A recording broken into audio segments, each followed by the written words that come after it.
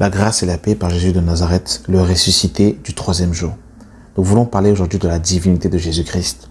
Nous voulons aller droit au but, nous ne voulons pas aller par 1000 chemins. Je remercie tous les bien-aimés qui ont pris le temps d'écouter cette série sur les différents aspects de Christ. Nous avons parlé de Jésus, l'apôtre, le prophète, le docteur, l'évangéliste, le pasteur, le souverain sacrificateur, le lion de la tribu de Juda, l'agneau de Dieu, Jésus-Christ homme et aujourd'hui Jésus-Christ le divin. La divinité de Christ est un sujet qui fait couler beaucoup d'encre et qui a déjà fait couler beaucoup d'encre depuis justement l'histoire de l'Église.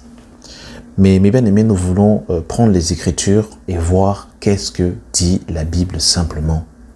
La divinité de Christ ne se comprend pas par l'intellect. La divinité de Christ ne se comprend pas par le nombre d'années d'études que nous possédons ou par le nombre de diplômes que nous possédons. La divinité de Christ se comprend par la révélation de Christ.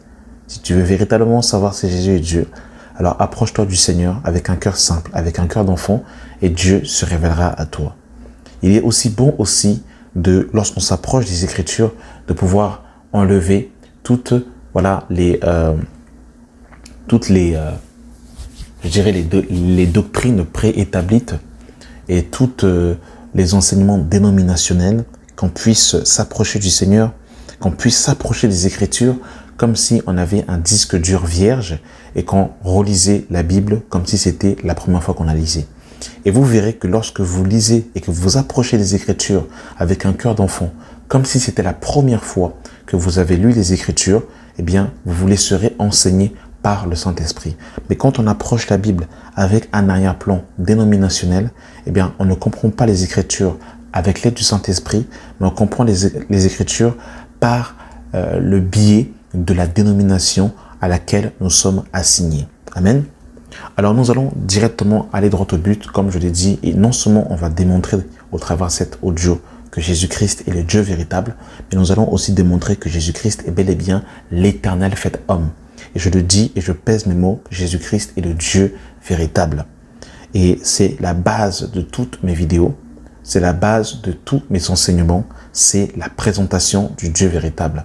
Si vous ne savez pas qui est Dieu, si vous n'avez pas la révélation du Seigneur, vous ne tiendrez pas dans la vie chrétienne. La révélation de Dieu est indispensable pour pouvoir marcher, pour pouvoir adorer, pour pouvoir justement persévérer et pour pouvoir garder l'espérance. Alors, nous allons commencer en prenant le livre de 1 Jean, chapitre 5, à partir du verset 20. Nous savons aussi que le Fils de Dieu est venu et qu'il nous a donné l'intelligence pour connaître le véritable. Et nous sommes dans le véritable en son Fils Jésus-Christ. C'est lui qui est le Dieu véritable et la vie éternelle. Petits enfants, gardez-vous des idoles. Amen. Alors, ce qui est intéressant ici, c'est que celui qui va écrire cet épître, c'est l'apôtre Jean. C'est l'apôtre que Jésus aima. C'est l'apôtre qui posait sa tête sur la poitrine du Seigneur. C'est l'apôtre qui a eu la révélation du livre de l'Apocalypse. L'apôtre Jean a une relation particulière avec le Seigneur. Il est le seul apôtre également qui était présent lorsque Jésus-Christ a été crucifié à la croix de Golgotha. Judas s'était suicidé bien évidemment et les 10 autres apôtres n'étaient pas présents. Jean, lui, était présent à la croix. Donc Jean a une relation particulière avec le Seigneur. C'est vraiment une relation intime avec lui. Même lorsque vous lisez les 4 évangiles, lorsque vous lisez l'évangile de Jean, vous voyez que Jean a une manière différente de présenter Yeshua. Jean a une manière, a une vue d'aigle. Il a une vue hauteur lorsqu'il parle du Seigneur. Et ici, l'apôtre Jean termine son premier épître en disant « Nous savons aussi que le Fils de Dieu est venu et qu'il nous a donné l'intelligence pour connaître le véritable. » Et ce qui est très intéressant, c'est qu'il va dire qu'il nous a donné l'intelligence pour connaître le véritable. Nous voyons, mes bien-aimés dans le Seigneur, qu'il faut avoir cette connaissance. Rappelez-vous que dans le livre de Daniel, chapitre 9, lorsque l'ange Gabriel va venir vers Daniel pour lui exposer les 70 semaines de Daniel, il va dire « Je suis venu pour ouvrir ton intelligence ». Donc on voit que Daniel a eu besoin justement que son intelligence spirituelle soit ouverte pour comprendre les 70 semaines. On voit également que dans le livre de Luc chapitre 24, et bien aimé dans le Seigneur, à partir du verset 44 à 45, la Bible, Jésus-Christ dira à ses apôtres, alors la Bible nous dit que Jésus va ouvrir l'esprit de ses apôtres pour qu'ils comprennent les Écritures. Donc, ils ont eu besoin d'une ouverture d'esprit pour comprendre les Écritures. Il en est de même pour la divinité. Pour comprendre et pour connaître le Dieu véritable, ce n'est pas par des débats de mots. Ce n'est pas par des... tu peux avoir toutes les versions de Bible que tu veux. Si tu n'as pas l'intelligence qui t'a été donnée d'en haut, tu ne peux pas comprendre la divinité et le Dieu véritable. Et là, on nous dit, il nous a donné l'intelligence pour connaître le véritable et nous sommes dans le véritable en son Fils Jésus-Christ. C'est lui qui est le Dieu véritable et la vie éternelle. Petits enfants, gardez-vous des idoles. Amen. L'apôtre Jean est clair, il va définir clairement qui est le Dieu véritable. Donc moi, je le confirme et je le redéfinis encore. Le Dieu véritable, c'est Jésus-Christ de Nazareth. N'en plaise aux détraqueurs. Que vous montez, que vous descendez, cette parole est indélébile. Elle ne peut pas être ôtée. Jésus-Christ est le Dieu véritable. Là, nous avons vu ce que l'apôtre Jean a dit. Nous allons voir un peu qu'est-ce que les autres apôtres ont dit. Parce que selon le livre de Éphésiens chapitre 2, le verset 20, il est écrit « Vous avez été édifiés sur le fondement des apôtres et des prophètes, Jésus-Christ étant lui-même la pierre angulaire. » Allons voir un peu ce que les autres apôtres ont dit et particulièrement l'apôtre Paul. Nous sommes dans le livre de Romains chapitre 9 à partir du verset 1. « Je dis la vérité en Christ, je ne mens point. Ma conscience me rend témoignage par le Saint-Esprit. J'éprouve une tristesse et j'ai dans le cœur un chagrin continuel. Car je voudrais moi-même être anathème et séparé de Christ pour mes frères, mes parents sont la chair qui sont israélites, à qui appartiennent l'adoption, la gloire et les alliances et la loi et le culte et les promesses et les patriarches, et de qui est issu, selon la chair, le Christ qui est au-dessus de toutes choses, Dieu béni éternellement. Amen. Je confirme encore et je vais dans le même sens que l'apôtre Paul. Je confirme et je dis Amen. Jésus-Christ est au-dessus de tout, Dieu béni éternellement. Amen. Christ qui est au-dessus de toutes choses, Dieu béni éternellement. Amen. Donc l'apôtre Paul confirme et va dans le même sens que l'apôtre Jean, que Jésus-Christ est Dieu, qu'il est au-dessus de tout et qu'il est Dieu béni éternellement. Amen. Continuons encore dans ce que les apôtres ont dit. Nous sommes dans 1 Timothée chapitre 3 à partir du verset 15. Mais afin que tu saches, si je tarde, comment il faut se conduire dans la maison de Dieu, qui est l'église du Dieu vivant, la colonne et l'appui de la vérité, et sans contredire. Le mystère de la piété est grand. Dieu a été manifesté en chair, vu des anges, prêché aux gentils, cru dans le monde, élevé dans la gloire. L'apôtre Paul nous dit que Jésus-Christ est Dieu manifesté en chair. C'est clair, mes amis, c'est clair. Mais on va encore prendre les prophètes pour confirmer que Jésus-Christ est bel et bien l'Éternel fait homme. On va prendre Zacharie chapitre 11 à partir du verset 12. Là, nous allons prendre plusieurs prophéties, on va se balader.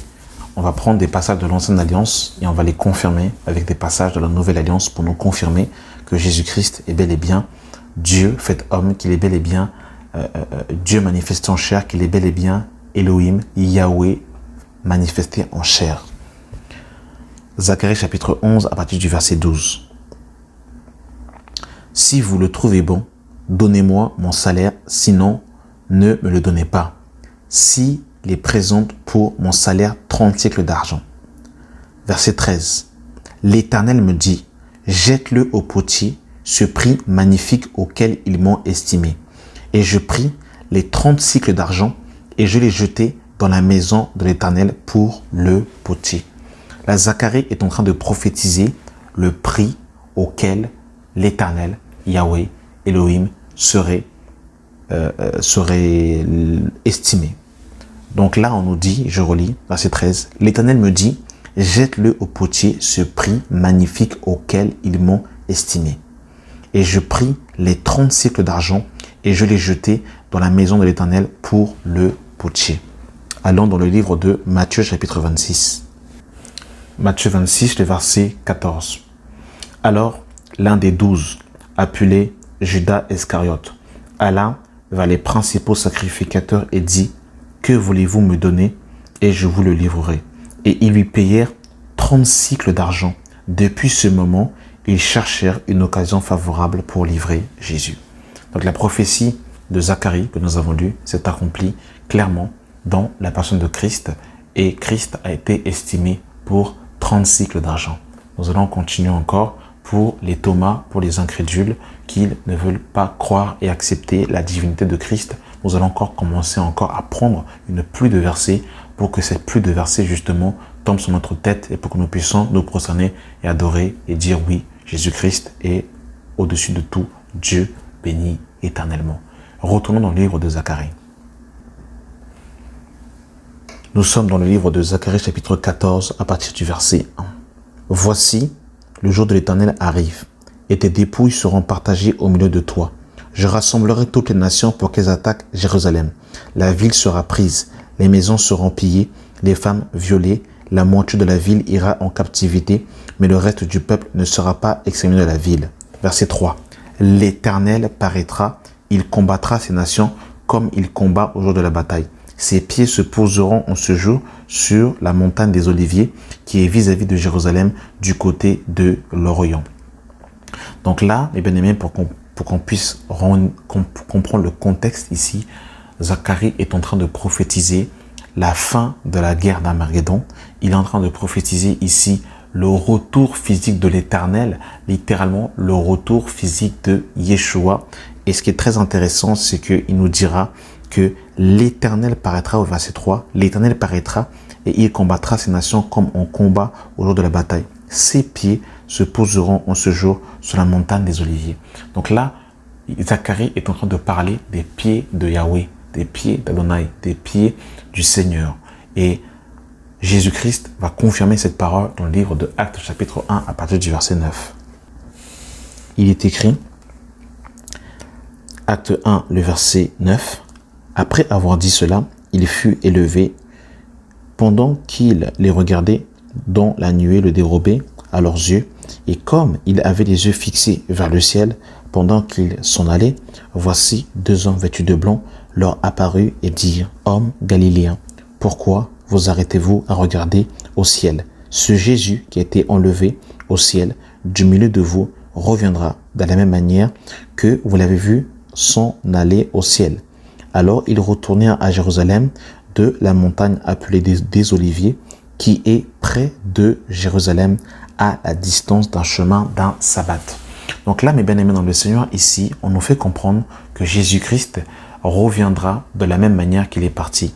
Et il a quitté ses apôtres sur le mont des Oliviers et il reviendra de la même manière qui correspond à Zacharie chapitre 14 où Yahweh va venir et il va poser ses pieds sur le mont des Oliviers. Alors quand nous disons que l'Éternel, c'est Jésus-Christ dans la chair, c'est clair, c'est la Bible qui nous le dit. Nous ne sommes pas allés au-delà de ce qui est écrit. Nous ne prêchons pas un autre évangile. Nous sommes tout simplement en train de voir l'accomplissement des prophéties qui s'accomplissent dans la personne de Christ. On va continuer encore, on va encore appuyer encore pour attester que Jésus-Christ est Dieu. Nous sommes dans le livre de Osée chapitre 6, le verset 1. « Venez, retournons à l'Éternel, car il a déchiré, mais il nous guérira. Il a frappé, mais il bandera nos plaies.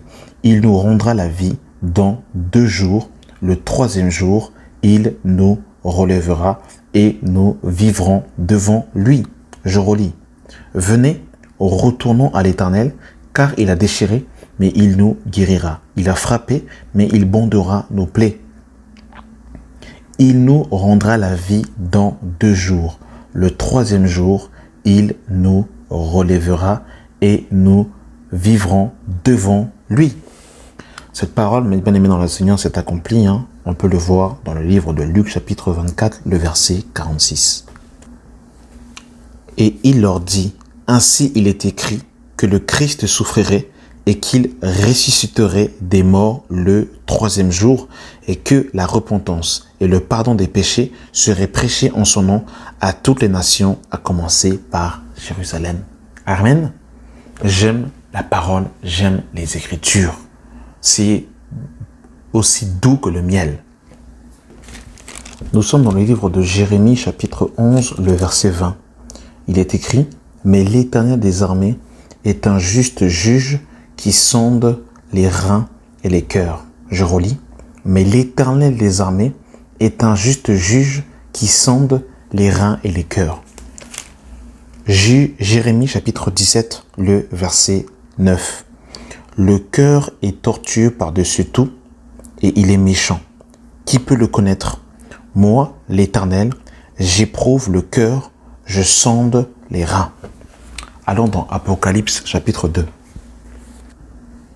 Apocalypse 2, le verset 23. « Je ferai mourir de mort ses enfants, et toutes les églises connaîtront que je suis celui qui sonde les reins et les cœurs, et je vous rendrai à chacun selon vos œuvres. » Nous lisons la Bible ou nous ne lisons pas la Bible. C'est clair. Ce que je suis en train de vous dire, c'est dans vos Bibles.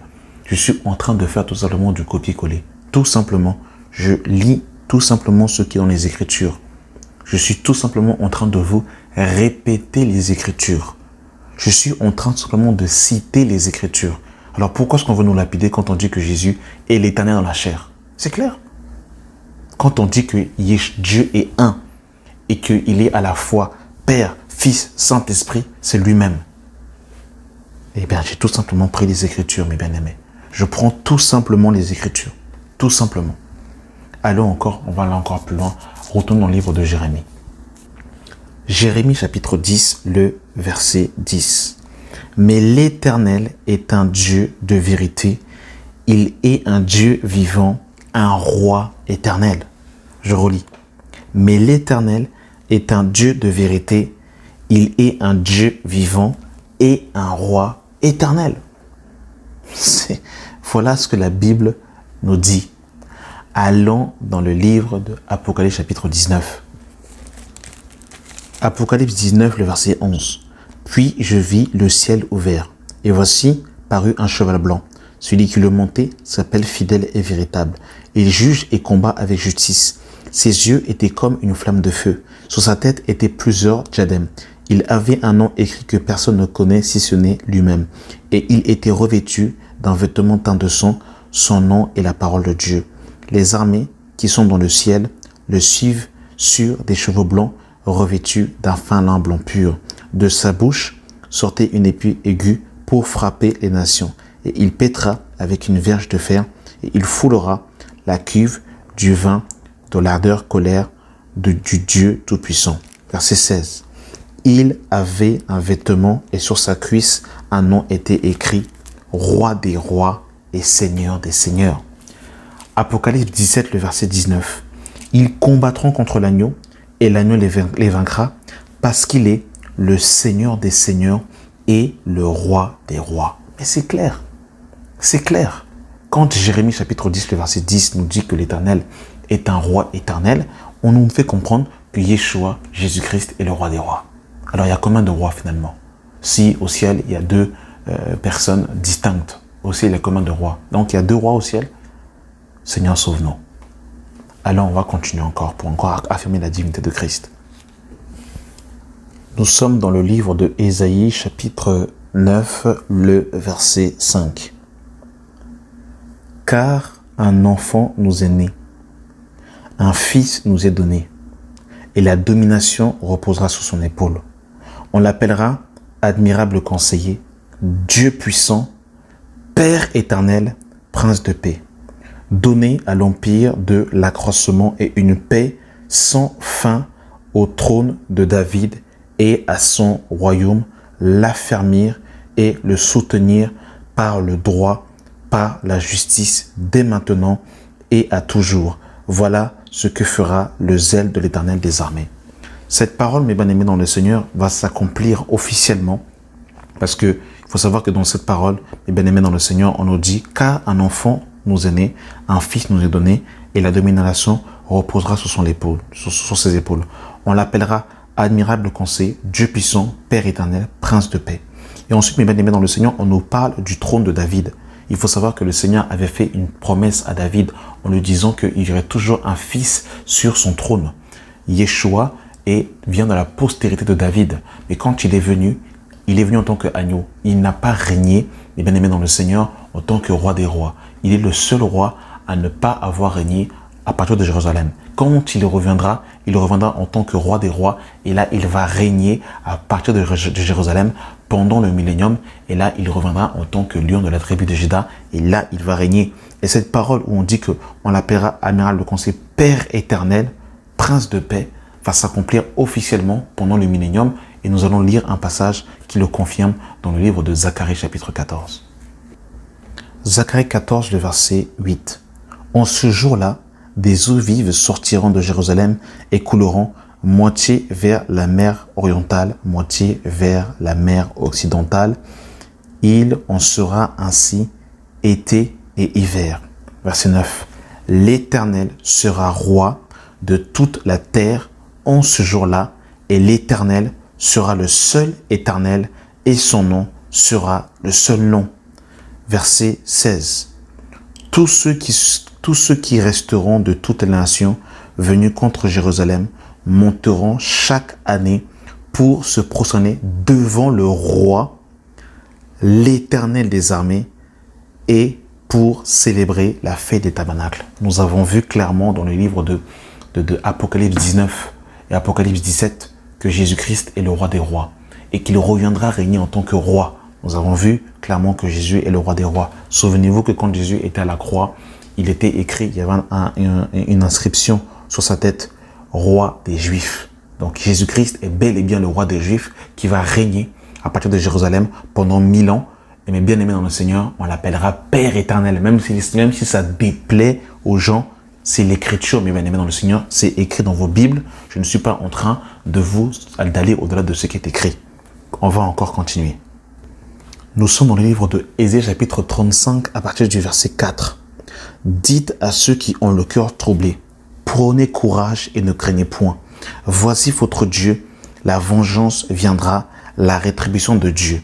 Il viendra lui-même et vous sauvera. Il viendra lui-même et vous sauvera. Là, on ne parle pas d'un autre, on parle de lui-même. Il viendra lui-même et vous sauvera. Alors les yeux des aveugles s'ouvriront, les oreilles des sourds. Alors les boiteux sauteront comme un cerf et la langue du muet éclatera de joie, car des eaux jailliront dans le désert. Allons voir l'accomplissement de cette parole dans le livre de Matthieu chapitre 11. Matthieu 11 à partir du verset 1. Lorsque Jésus eut achevé de donner ses instructions à ses 12 disciples, il partit de là pour enseigner et prêcher dans les villes du pays. Jean, ayant entendu parler dans sa présence des œuvres du Christ, lui fit dire par ses disciples, « Es-tu celui qui doit venir ou devons-nous en attendre un autre ?» Jésus leur dit, « Allez apporter à Jean ce que vous entendez et ce que vous voyez. Les aveugles voient, les boiteux marchent, les lépreux sont purifiés, les sourds entendent, les morts ressuscitent. Et la bonne nouvelle est annoncée aux pauvres. Heureux celui pour qui je ne serai pas une occasion de chute. » On relit Ésaïe 35 pour confirmer que c'est bien et bien l'accomplissement de cette parole. Ésaïe 35, le verset 4. « Dites à ceux qui ont le cœur troublé, prenez courage et ne craignez point. Voici votre Dieu, la vengeance viendra, la rétribution de Dieu.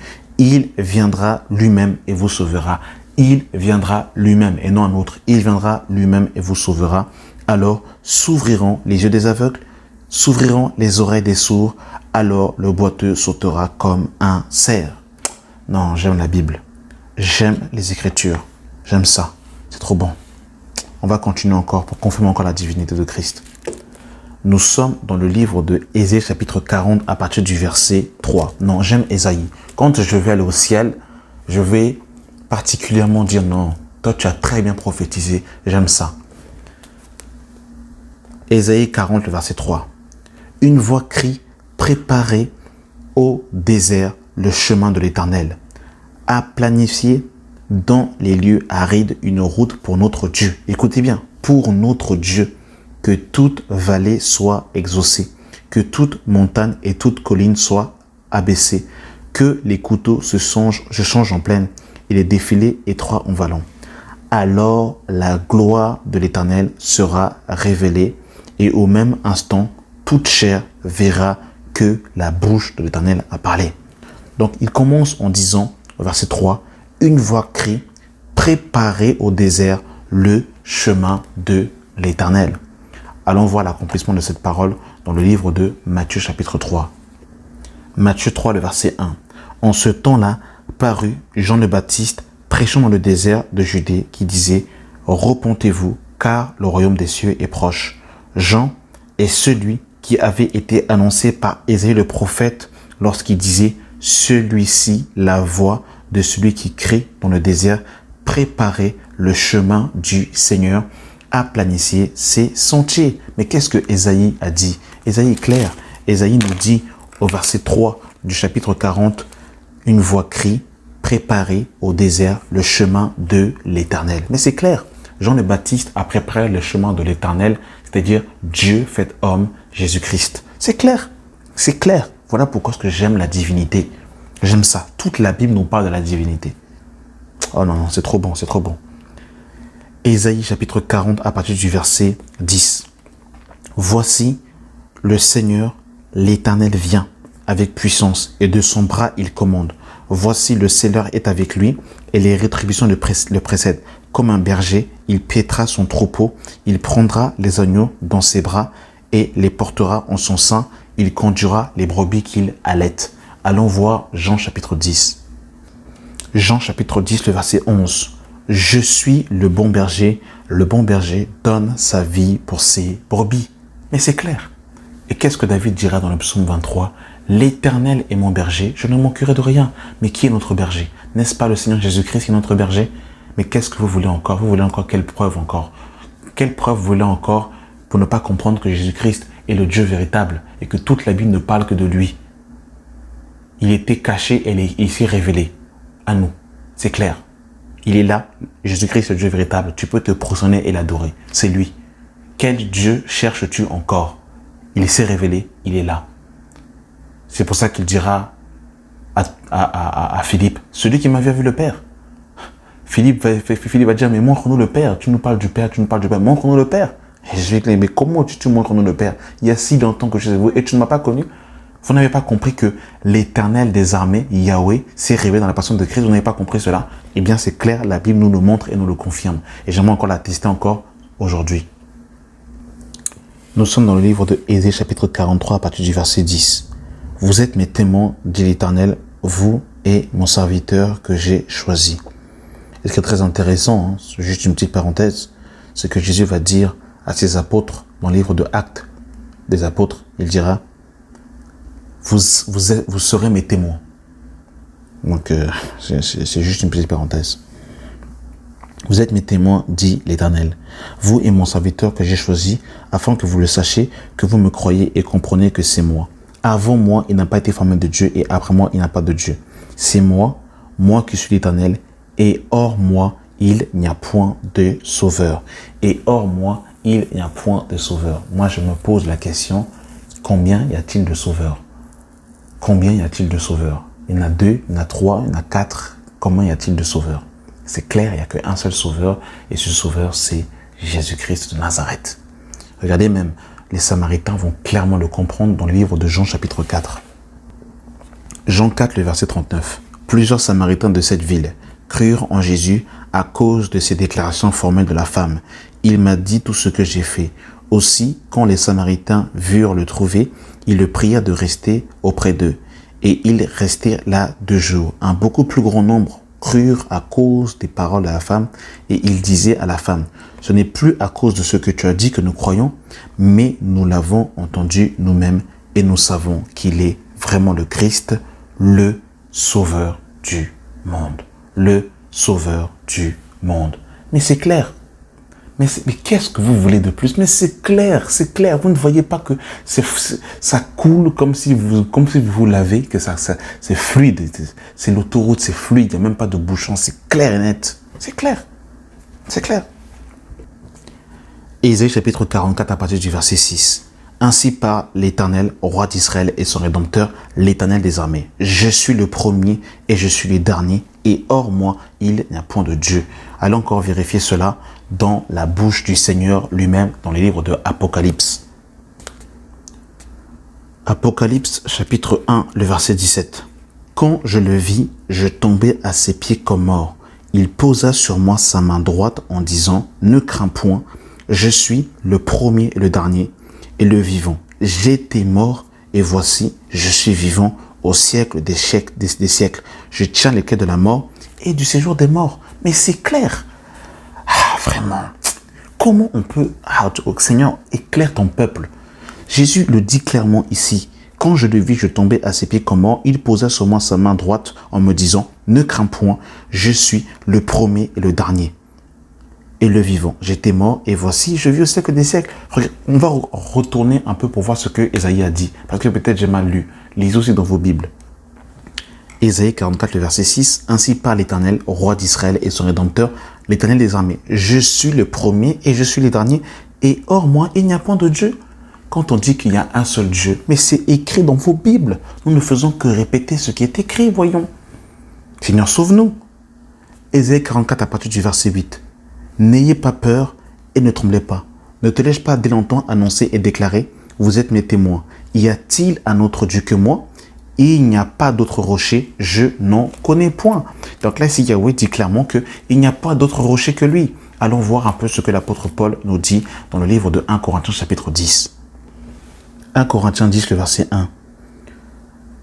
Frères, je ne veux pas que vous ignoriez que nos pères ont tous été sous la nuée, qu'ils ont tous passé au travers de la mer, qu'ils ont tous été baptisés en Moïse dans la nuée et dans la mer, et qu'ils ont tous mangé le même aliment spirituel et qu'ils ont tous bu le même breuvage spirituel. Car ils buvaient à un rocher spirituel qui le suivait, et ce rocher était Christ. Et ce rocher était Christ. Mais c'est clair. C'est clair, le Seigneur dit dans Ésaïe 44, il n'y a pas d'autre rocher que moi, je n'en connais pas. Et Paul est clair, Paul qui connaissait parfaitement la Torah, nous dit que le rocher qui suivait les enfants d'Israël, c'était le Christ. Mystère et boule de gomme? Non. Toutes les Écritures s'agencent et s'emboîtent sur la personne de Christ. Ésaïe chapitre 45 à partir du verset 21. Déclarez-le et faites-les venir, qu'ils prennent conseil les uns des autres. Qui a prédit ces choses dès le commencement et depuis longtemps les a annoncées? N'est-ce pas moi, l'Éternel? Il n'y a point d'autre Dieu que moi. Je suis le seul Dieu juste et qui sauve. Je suis le seul Dieu juste et qui sauve. Tournez-vous vers moi et vous serez sauvés, vous tous qui êtes aux extrémités de la terre. Car je suis Dieu et il n'y en a point d'autre. Je le jure par moi-même, la vérité sort de ma bouche et ma parole ne sera point révoquée. Tout genou fléchira devant moi, toute langue jurera par moi. Cette parole ne vous dit-elle rien? Allons dans le livre de Philippiens chapitre 2. Philippiens 2, le verset 5. Ayez en vous les sentiments qui étant Jésus-Christ, lesquels, existant en forme de Dieu, n'a point regardé comme une proie arrachée d'être égal à Dieu, mais s'est dépouillé lui-même, en prenant une forme de serviteur, en devenant semblable aux hommes. Et après s'être trouvé dans la situation d'un homme, il s'est humilié lui-même, se rendant obéissant jusqu'à la mort même de la croix. C'est pourquoi aussi Dieu l'a souverainement élevé et lui a donné le nom qui est au-dessus de tout nom, afin qu'au nom de Jésus-Christ, tout genou fléchit dans le ciel, sur la terre et sous la terre, et que toute langue confesse que Jésus-Christ est Seigneur à la gloire de Dieu le Père. Et qu'est-ce que Ésaïe nous dit? C'est moi qui suis l'Éternel, et hors moi, il n'y a point de Dieu. Je suis le seul Dieu juste et qui sauve. Tournez-vous vers moi et vous serez sauvés, vous tous qui êtes aux extrémités de la terre, car je suis Dieu et il n'y en a point d'autre. Je le jure pour moi-même, la vérité sort de ma bouche et ma parole ne sera point révoquée. Tout genou fléchira devant moi, toute langue jurera par moi. Je ne sais pas si on peut faire plus clair. Je ne sais pas. Je ne sais pas. Je terminerai par quelques derniers passages, mes bien-aimés. Ésaïe chapitre 63, le verset 16. Tu es cependant notre Père, car Abraham ne nous connaît pas, et Israël ignore qui nous sommes. C'est toi éternel, qui est notre Père, qui dès l'éternité t'appelle notre Sauveur. Alors je ne vais pas aller loin, je vais nous laisser sur cette question. Qui est notre Sauveur? Comment s'appelle notre Sauveur? Je vais nous laisser avec cette question. Et je pense que le Saint-Esprit nous a déjà donné la réponse dans nos cœurs. Je vais relire ce passage. Ésaïe chapitre 63, le verset 16. Tu es cependant notre Père, car Abraham ne nous connaît pas, et Israël ignore qui nous sommes. C'est toi, Éternel, qui est notre Père, qui dès l'éternité t'appelle notre Sauveur. Oh, j'aime ça. Je bénis le Seigneur pour cette série d'enseignements qui a été faite. Merci d'avoir pris le temps d'écouter, de participer, de déposer vos commentaires. Pour ceux aussi qui partagent, que tout l'honneur et la gloire soit glorifié. Pour les personnes aussi qui s'abonnent à la chaîne, que tout l'honneur et la gloire reviennent à notre Seigneur et Sauveur Jésus-Christ. J'espère véritablement qu'au travers cet audio, ça aura confirmé pour ceux qui pensaient, qui croyaient à la divinité de Christ, que Jésus-Christ est bel et bien au-dessus de toutes choses, Dieu béni éternellement. Pour ceux qui étaient sceptiques, j'espère qu'au travers de cet audio, vous avez clairement compris que l'Éternel est devenu homme dans la personne de Jésus-Christ. Et ça, c'est la Bible qui le dit, et je n'ai pas honte de le dire, même si les gens pourront me traiter de tous les noms, mais la base de cette chaîne est claire, c'est la divinité de Christ, que j'aimerais encore présenter et annoncer et crier sur tous les toits. Amen. Nous continuerons une autre série après celle-ci qui vient de s'achever. Nous parlerons sur le baptême, sur la nécessité du baptême, le baptême d'eau, le baptême de feu et le baptême du Saint-Esprit. Merci d'avoir pris le temps d'écouter cet audio. N'hésitez pas à me dire dans l'espace commentaire ce que vous en avez pensé et que la grâce et la paix soient avec vous au nom de notre Seigneur et Sauveur Jésus-Christ, le divin, le Dieu véritable, celui qui revient bientôt nous chercher. Amen.